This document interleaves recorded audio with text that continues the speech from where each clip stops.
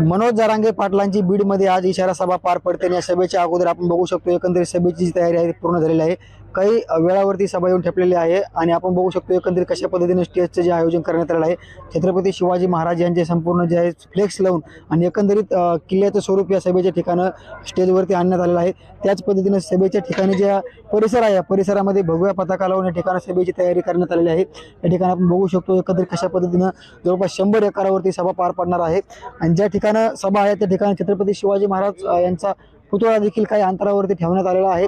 एकंदरीत मनोज जरांगे पाटील ज्या प्रवेशद्वारातून येणार आहेत त्या ठिकाणी देखील दुही बाजूने भगव्या पताका लावून एकंदरीत संपूर्ण वातावरण जे आहे ते भगवमय करण्यात आलेलं आहे।